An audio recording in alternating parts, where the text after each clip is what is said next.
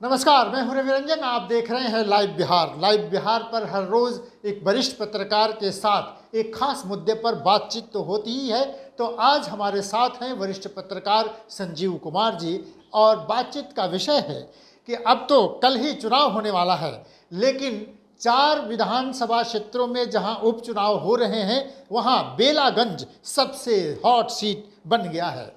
क्या कारण है कि लालू प्रसाद यादव अपने पूरे कुनबे के साथ बेलागंज पर ज़्यादा फोकस कर रहे हैं? खुद लालू प्रसाद यादव वहां चुनाव प्रचार के लिए पहुंचे।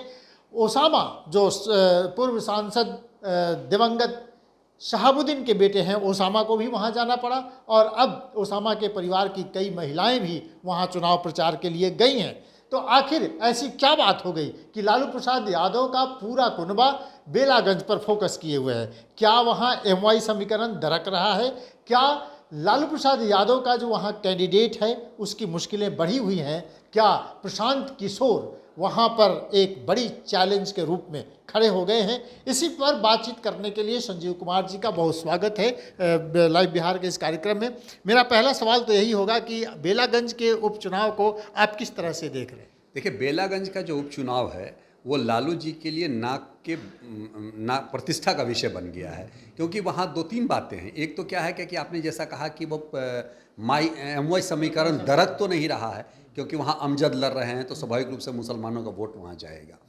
दूसरा है क्या कि वाई समीकरण ही दरक रहा है, जो सबसे बड़ी बात है, क्योंकि मनोरमा देवी बिंदी यादव भी उस क्षेत्र के एक कद्दावर आदमी रहे हैं, नेता रहे हैं, और सुरेंद्र यादव भी रहे हैं। तो सुरेंद्र यादव के बेटे लड़ रहे हैं तो बिंदी यादव की पत्नी भी लड़ रही हैं, तो इस कारण से यादवों का वोट भी बट रहा है। अब ये है क्या कि सिटिंग सीट और जो लालू जी का परंपरागत वोट है वो है आपको एमवाई समीकरण। रामगढ़ में वो स्थिति नहीं है, 2 सिटिंग इनकी सीटें थी, रामगढ़ और बेलागंज। रामगढ़ में का समीकरण कुछ और है, वहाँ उनकी परंपरागत वोटों का कोई विशेष महत्व नहीं है, लेकिन बेलागंज की जो सीट है वहाँ परंपरागत वोटों का विशेष महत्व है, और इसका संदेश अगले विधानसभा और लंबे दूर तक जाएगा, इसीलिए सब लोग वहाँ कैंपेनिंग कर रहे हैं। तो एक तो है कि आखिर यादवों की नाराजगी के पीछे क्या कारण आपको लगता है? यादव क्यों लालू प्रसाद यादव से नाराज? देखिए, क्या है कि बिंदी यादव का अपना एक बेस रहा है, और इसलिए वो उनको ज़्यादा फेवर करते हैं। दूसरा चीज़ क्या है कि एक तो कि किसी भी जगह ये लगता है कि इतने दिनों तक हमने सुरेंद्र यादव को झेला, सुरेंद्र यादव के साथ हम रहें। अब यादव में भी क्या होता है कि कई यादव ऐसे होते हैं जो सोचते हैं सुरेंद्र यादव हटेंगे तो हमारी बारी आएगी, लेकिन उनको दरकिनार करके उनके बेटे को दे दिया गया जो 37 वर्ष के महज है। तो इसलिए बाकी यादवों में इस बात की नाराज़गी है कि क्या उनका ये माने पैतृक वो जमींदारी है ये कि उन्हीं के परिवार का कोई ना कोई लड़ेगा।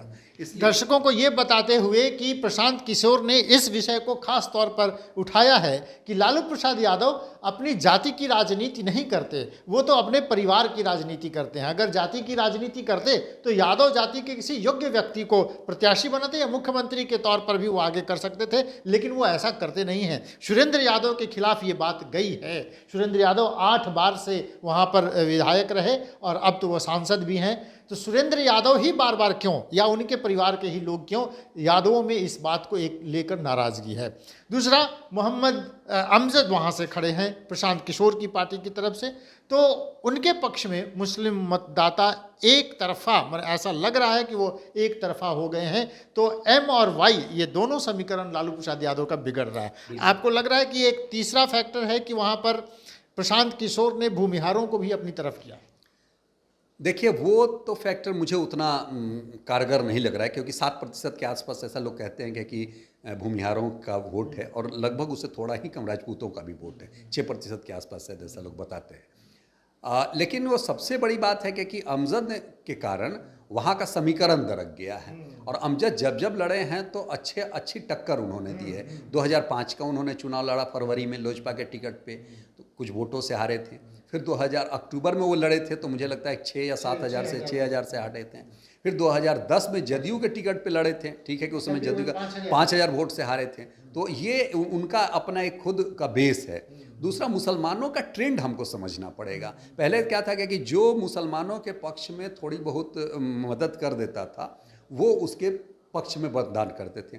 अब उनका कहना है कि नहीं, मेरा कैंडिडेट यानी कि मुसलमान कैंडिडेट होगा तो मैं मुझे प्रतिनिधित्व चाहिए, इसलिए वो अपनी प्रतिनिधित्व मतलब भाजपा और जदयू को छोड़, अगर भाजपा जदयू गठबंधन में है तो उसकी बात छोड़ करके अन्य पार्टियों से उनकी अपेक्षा रहती है कि वो सीधे सीधे मुस्लिम मतदाता, मुस्लिम प्रत्याशी उतारे। और इस बार प्रशांत किशोर ने इस मूड को भांपते हुए मुस्लिम प्रत्याशी दिए हैं। आपको याद होगा कि इसके पहले भी मुस्लिम प्रत्याशी उन्होंने दिया था कि जो जीत गए थे छपड़ा में एमएलसी का चुनाव, तो इस बार भी उन्होंने ये कार्ड खेला है और मुझे लगता है कि इसमें वो थोड़े बहुत सफल होते दिख रहे हैं।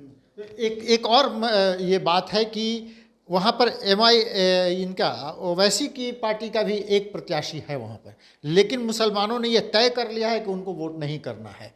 तो इसका माने कि वो फोकस्ड हैं कि एमवाई समीकरण, ये तो उनका पुराना ये समीकरण है, पर इस बार वो प्रशांत किशोर की तरफ जा रहे हैं और इसकी चिंता आरजेडी को बहुत पहले से थी। तो क्या प्रशांत किशोर ने पूरे बिहार में, और इसका असर अगले चुनाव में होगा, मुसलमानों के वोट को अपनी तरफ कर पाएंगे? देखिए, मैंने क्या कहा, मुसलमानों के वोटिंग के पैटर्न को समझना पड़ेगा। आप याद कीजिए कि जब जगन्नाथ मिश्रा के समय में क्या था, तो उर्दू को द्वितीय राजभाषा उन्होंने बनाया, लोग कहने भी लगे थे मौलाना जगन्नाथ वगैरह, जो उनके विरोधी कहते थे। लेकिन लालू यादव के समय क्या हुआ, उससे ज़्यादा तुष्टीकरण की राजनीति चलने लगी। अब तो सीधे सीधे इनका कहना है कि हमारा हिस्सेदारी दीजिए, हमें प्रतिनिधित्व चाहिए, और इसलिए वो उनको वोटिंग कर रहे हैं। तो मुझे लगता है कि अब अच्छा, दूसरा बात जो आपने उठाई ओवैसी की बात, तो ओवैसी, वो लोग भी जान रहे हैं कि ओवैसी के कैंडिडेट यहाँ डमी जैसे हैं, तो कोई आदमी, कोई मुसलमान अपना वोट बर्बाद नहीं करना चाहता है, इसलिए उसको लगता है कि अगर अमजद फाइट में हैं तो वो उनको एक तरफा वोटिंग करेंगे। एक और फैक्टर जो हमको दिख रहा है, आप शायद उस पर ज़्यादा विश्लेषण कर पाएंगे, कि जदयू माने इन 4 सीटों में से एक ही सीट जदयू यहाँ बेलागंज से लड़ रही है। पिछली बार अभय कुशवाहा वहाँ से थे जो, और इस लालू यादव ने एक खेल करके अभय कुशवाहा को तोड़ा और औरंगाबाद से सीट दे दिया और वो सांसद बन गए।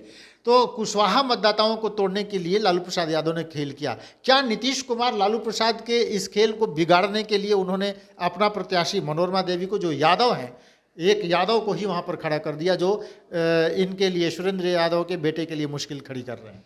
जी, दूसरा है क्या कि कोयरी मतदाता भी मनोरमा देवी को ही वोटिंग करेंगे, जो अभी वहाँ की जो समीकरण है। और अभय कुशवाहा का मुझे नहीं लगता है कोई बहुत वो चल पाएगा। और अभय कुशवाहा इंटरनली जो बातें होती हैं वो है क्या कि अभय कुशवाहा क्यों चाहेंगे कि सुरेंद्र यादव कद्दावर नेता बने, क्योंकि उनकी भी तो नज़र है कि बेलागंज हमारी सीट है। तो वो कोयरी मतदाताओं को शिफ्ट कराने में मुझे नहीं लगता है कि अभय कुशवाहा की कोई बहुत बड़ी भूमिका होगी। तो इस सवर्ण मतदाता जिसमें कुशवाहा भी है, उसके साथ जो है, तो ये सब अगर मिल जाते हैं तो मनोरमा देवी की स्थिति मजबूत हो जाती है। जी, मनोरमा देवी की स्थिति मुझे लगता है कि अभी थोड़ी अच्छी स्थिति में है। दूसरा है क्या कि आखिर क्या कारण है, आप खुद ही देखें ना, ओसामा को बुलाया गया, उसके बाद हिना साहब की बहन आ गई लालू जी की सभाओं में। अब देखिए कि लालू जी 4 मिनट के लिए ही सही, लेकिन वहाँ गए, आखिर कोई तो मैसेज होगा ना, कोई तो कारण होगा, तो और 4 मिनट में उन्होंने क्या कहा, वो पूरा विश्लेषण आप कीजिए। ओसामा की सभा में भी जो नाराज़गी थी, जो लोगों ने कहा कि माफ़ नहीं करेंगे, विश्वनाथ यादव को माफ़ नहीं करेंगे, और उसके साथ बाद में मारपीट जो हुई, एक युवक को बुरी तरह से मारा लोगों ने, उन्होंने कहा कि आखिर ये माफ़ी के लायक नहीं है इन्होंने जो किया है। हाँ बिल्कुल, ये तो मैसेज बिल्कुल चला गया ना। मुझे लगता है क्या कि अगर 4 दिन 5 दिन पहले की आप बात सोचें तो उस समय ये स्थिति ऐसी नहीं थी, लेकिन ओसामा के कारण भी स्थिति थोड़ी सी उस घटना के बाद, यानी उस रैली या कहीं की सभा के बाद, जनसभा के बाद, स्थिति थोड़ी और खराब हुई है। एक स्थिति तो बन रही है कि अगर एमवाई समीकरण वो दरक रहा है या टूट रहा है, लालू प्रसाद की मुश्किल बड़ी हुई है, तो वो सवर्णों में से एक चांस तो वो लेंगे कि भूमिहारों को, लेकिन कोई भूमिहार नेता उनके पास है नहीं जो जाकर वहाँ पर एक चेहरा बने। और अखिलेश सिंह एक कुछ देर के लिए गए कहीं पर, एक जगह बैठे और चले आए। उसी तरह से अजय सिंह जो एमएलसी हैं, फिर उधर गोपालगंज के तरफ के एक एमएलसी सिवान की तरफ के, वो भी गए, लेकिन उनका कोई प्रभाव है नहीं। तो क्या भूमिहारों को अपनी तरफ लालू प्रसाद यादव जैसा तेजस्वी कहते हैं कि सभी A to Z की पार्टी है, वो कुछ असर होगा? नहीं, ऐसा कुछ असर नहीं, मुझे तो ग्राउंड से लग रहा है कि ऐसा कोई असर नहीं है। आजकल के मतदाता बिल्कुल समझे हैं, सुलझे हुए हैं, और उनको लगता है कि हमको किन्हें वोट करना है, और अब कोई जाति का कोई बड़ा नेता होता नहीं है। और फिर लालू जी कह लीजिए या नीतीश कुमार कह लीजिए, ये लोग अपनी जाति के नेता हैं, लेकिन उसके अलावा किसी जाति का ऐसा प्रभाव नहीं कि वो मतलब कह देंगे और लोग उनको वोटिंग कर देंगे। तो अगर ये दोनों गठबंधन आमने सामने हैं, अब तो सीधी लड़ाई है यानी, लेकिन प्रशांत किशोर बीच में हैं और ये कहा जा रहा है कि प्रशांत किशोर का कैंडिडेट मजबूत स्थिति में है। क्या प्रशांत किशोर के लिए ये चुनाव संजीवनी बनकर, मैंने उन ये भी कहा जा रहा है कि अचानक वो चुनाव में आए, इस चुनाव में उनको आना नहीं चाहिए था, अगली तैयारी करनी चाहिए थी, लेकिन वो कूद पड़े। तो जब तक अगर कुछ कमाल करके नहीं दिखाएंगे तो फेल हो जाएंगे। तो आपको लगता है बेलागंज में प्रशांत किशोर कुछ बड़ा कर पाएंगे? देखिए, बेलागंज उनके लिए दोनों हाथ में लड्डू है। अगर वो अच्छी फाइट देते हैं तब भी वो कहेंगे कि हम तो जीतने की स्थिति में थे, और वो बार बार कह रहे हैं कि मुसलमान कोई उनका पॉकेट का वोट थोड़ी ही है, और हम तो लड़ाई लड़ रहे हैं कि राजनीति में जो क्या कहिए वो विरासतवाद जो है उसके खिलाफ हम लड़ रहे हैं। तो ये कहने के लिए उनको होगा कि हमने तो लड़ा, हमने तो अच्छी लड़ाई लड़ी, अब अगली बार आप हमको जिताइए, और अगर जीत गए तो वाह वाह। तो वहाँ त्रिकोणीय लड़ाई है, माने एनडीए, INDIA और प्रशांत किशोर। आपको लगता है अपर हैंड माने मजबूत स्थिति में कौन है? मुझे लगता है कि जदयू की स्थिति थोड़ी मजबूत यहाँ पर है, और उसके बाद दूसरे नंबर के लिए देखिए किसकी बात आती है, क्योंकि अमजद भी अच्छी स्थिति में है। आपको यहाँ कहने के पीछे आपका तर्क क्या है? जदयू क्यों मजबूत स्थिति में? जदयू का जो आप वोटिंग देख लीजिए कि जदयू के जो वोटर हैं, मान लीजिए कि 19% के आसपास शायद वहाँ यादव हैं, तो 19% में 4 या 5% ही सही अगर जदयू को वोटिंग आ जाती है। 11% के आसपास आपको मुझे लगता है कि ये हैं, सबसे बड़ा जो है मुसहर है, मुसहर हैं 11% हैं, कोयरी 8% हैं, भूमिहार 7% हैं, उसके अलावा भी अब छोटा बनिया 3% हैं, वैसे समुदाय का भी 3% वोटिंग है, 3 से 4%। तो ये कुल मिलाकर के आप देखिएगा तो इनकी स्थिति अच्छी है। मुसलमानों का वोट दरक रहा है, और थोड़ा बहुत जो प्रबुद्ध वर्ग है जो आज प्रशांत किशोर के पीछे चला गया है, तो इसलिए उनकी भी स्थिति थोड़ी अच्छी है। तो चलिए, बेलागंज की लड़ाई बड़ी दिलचस्प मोड़ पर है। कल सुबह ही लोग ईवीएम में अपना वोट डालने के लिए लंबी कतारों में लग जाएंगे, और शाम तक सभी प्रत्याशियों का भविष्य जो है उसमें कैद हो जाएगा। रिजल्ट जब आएगा तो देखना दिलचस्प होगा कि बेलागंज की जंग किसने जीती। लेकिन जैसा वरिष्ठ पत्रकार संजीव जी कह रहे हैं कि स्थिति मजबूत दिख रही है जदयू की, तो क्या नीतीश कुमार वहाँ पर लालू प्रसाद यादव के वोट बैंक में अगले चुनाव के लिए कोई नई तैयारी कर रहे हैं? बेलागंज में नीतीश कुमार ने एक यादव प्रत्याशी को देकर लालू यादव के सामने क्या सचमुच में कोई बड़ा चैलेंज खड़ा किया है? ये देखना बड़ा दिलचस्प होगा। जुड़े रहिए लाइव बिहार के साथ, हर अपडेट सबसे पहले और सबसे तेजी से हम आप तक पहुंचा रहे हैं। देखते रहिए लाइव बिहार। नमस्कार।